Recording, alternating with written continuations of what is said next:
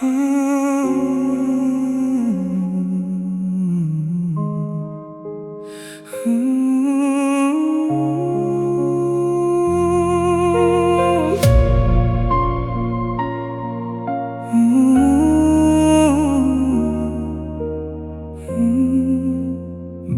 ôn srokទឹកភ្នែក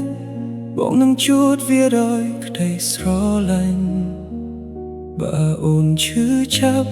បងសុខចិត្តទទួលជំនួសអូន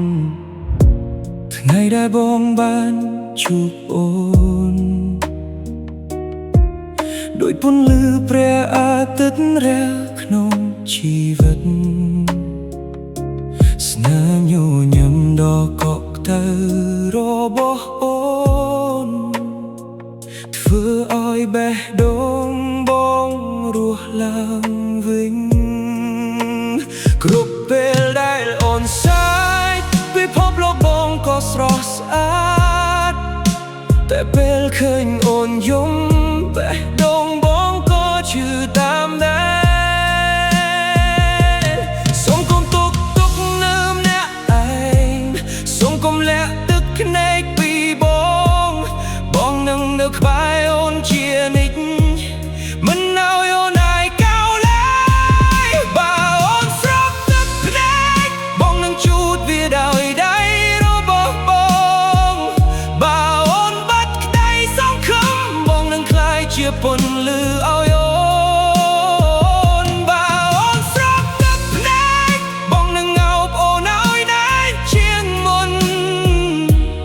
មិនថាពេលវេលាកន្លងយូរប៉ុណ្ណាបងនៅតែស្រឡាញ់អូនដែរលែបងដឹងថាជីវិតមិនងាយស្រួលមានថ្ងៃសែកមានថ្ងៃឈឺចាប់តែដល់រៀបណាបងនៅក្បែរអូនមិនចាំបាច់ខ្លាចអ្វីទៀតទេបងមិនសន្យាថានឹងធ្វើឲ្យអូនមិនជួបទុក្ខឡើយតែបងសន្យាថានឹងមិនឲ្យអូនប្រឈមវាតែម្នាក់ឯងបើវាប្រៃជាងណាត់បងនឹងក្លាយជាពន្លឺបើផ្លូវខាងមុខពោពេញដោយអបសពគោបងនឹងដើរជាមួយអូនគ្រប់ជំហានបើអូនស្រក់ទឹកភ្នែកបងនឹងនៅក្បែរអូនគ្រប់ពេ